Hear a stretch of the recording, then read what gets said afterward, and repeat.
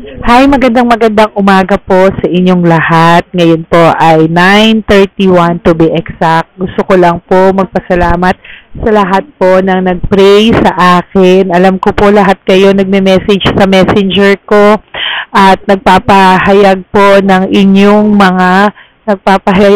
mga inyong dasal sa akin. Gusto ko lang po magpasalamat. Okay naman po yung result ko in Jesus name.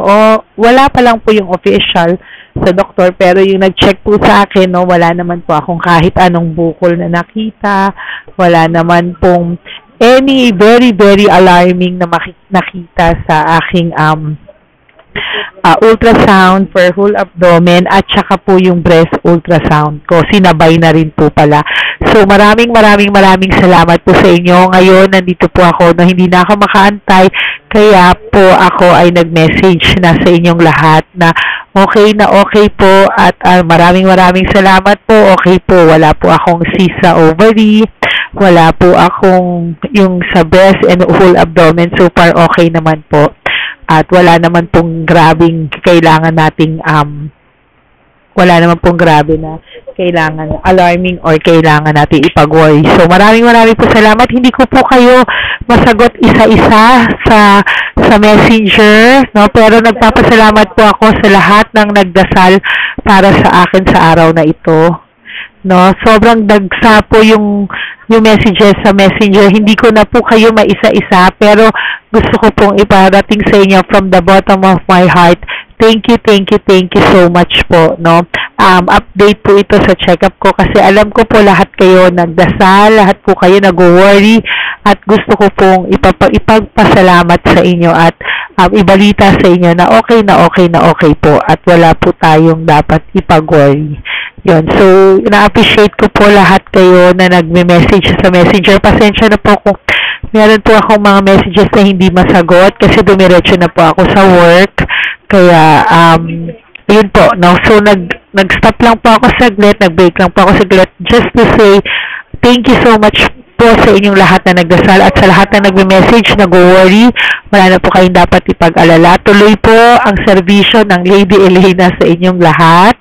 At pasensya na po kayo, maingay po sa paligid kasi po wala po ako sa studio natin, ako po ay nasa opisina at nag-thank you lang po ako, nag-stop lang po ako saglit para hindi na po mag-alala yung iba kasi hindi ko po masagot lahat, pero hindi po ibig sabihin na hindi ako sumasagot, hindi ko po na-appreciate ko po lahat, kaya ako nag-message dito, So God is good, hindi niya po ako pinabayaan dahil alam niya po marami pa po akong misyon para sa inyong lahat. Ngayon na araw ng Biyernes, nakapag-send po ako sa inyo kanina as I promised, bago po ako umalis, nakapag-shoot pa po ako and maglalabas po ako ng isa pa po later, para po sa inyong lahat. So yun po, sorry po sa mga hindi ko nasasagot, sorry po sa lahat ng mga nag-aalala, nagdasal. Gusto ko na po paalam sa inyo na maraming salamat po from the bottom of my heart. Thank you so much po at hindi rin po ako magsasawa na bigyan kayo ng tapat at honest na tarot card readings yan, At ang prayers ko po sa inyo sa araw na to ay sana maging mabuti po ang inyong pakiramdam, physically, emotionally, mentally, and lahat po sa inyo.